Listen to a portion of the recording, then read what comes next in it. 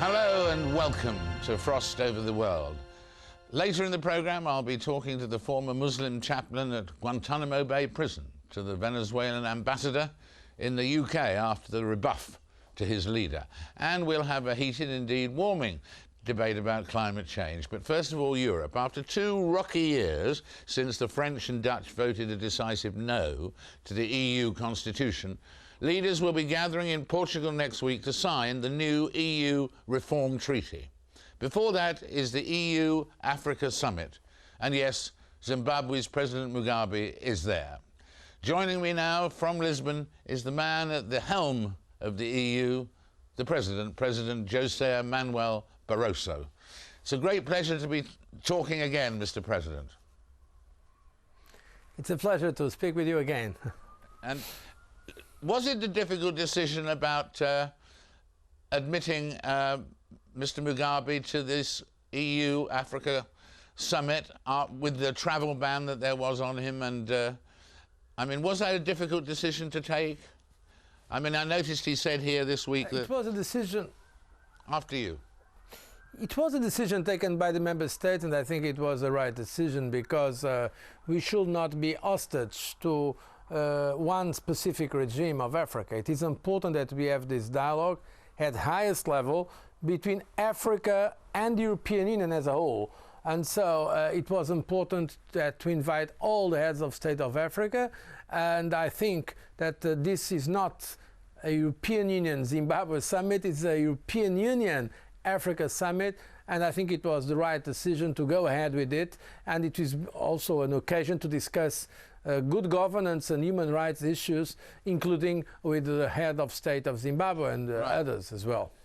So that if it was right to invite him and it was right that he came, Gordon Brown was therefore wrong not to come. No, we fully respect the decisions of those who decided not to come, but I think that we should not underestimate the importance of having this European Union Africa Summit. It has been 7 years that the European Union has no dialogue at this level with Africa. And look, there is no reason for that, because we have dialogues with Latin America, and there are also countries that are not democratic there. We have dialogues with Asia, and there are countries that are not democratic there. So I think we should not stay as hostage to one specific political regime or one specific country.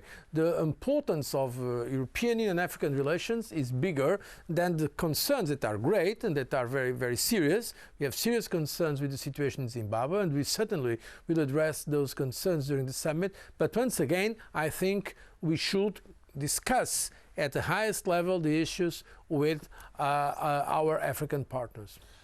In terms of world politics at the moment affecting you and the EU, what if in the next few days, as may be the case, but Kosovo declares its independence from Serbia? Will you recognise the new independent Kosovo? This is a decision that has to be taken by the member states and not by the European Commission. What I can tell you on behalf of the European Commission is that I hope the member states will remain united as they have been so far, trying to have a solution for the Kosovo issue. It's a very difficult, very sensitive issue. I hope that the member states will remain united. We cannot anticipate now what will be the result of the report of the Secretary General of the United Nations that we expect to receive on the 10th of December of this month. Let's see afterwards how are the parties themselves going to react to it. I would advise the member states to remain united, to have a coherent position. After all, the United States of America have a position, Russia has a position. I think Europe should also have a common position, and I hope through consultations that the governments, the 27 governments of Europe, are able to express a unified position when the situation comes, if the situation comes. Do you have a position yourself yet or not? It's not up to the Commission that competence, it's up to the Member States. The recognition of a new Member State, a new country, a possible recognition, it is not our competence. We cannot take a position on that. It's the Member States that have to decide if they want or not to recognize a country that states its will to become independent. The British Foreign Minister, Mr. President, David Miliband, suggested, in fact, we mentioned Russia in connection with what we were just talking about there, but suggested that the EU should eventually expand to include Russia. Could you see that happening? The EU with Russia in it? No. No, that's impossible. Russia does not want to become a member of the European Union, and the European Union does not want Russia.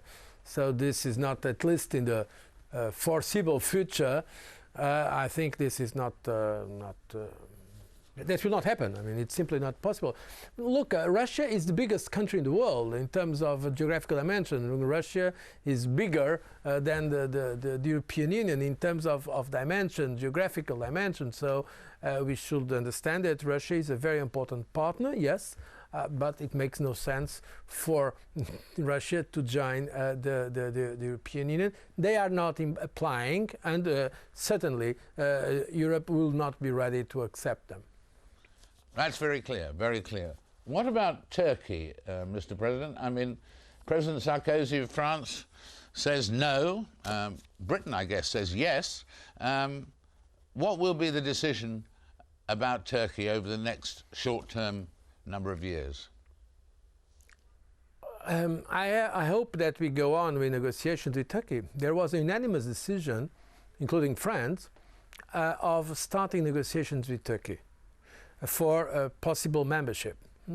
But of course the final result of the negotiations is not pre-guaranteed. It's not, we cannot really know what will be the result of these negotiations.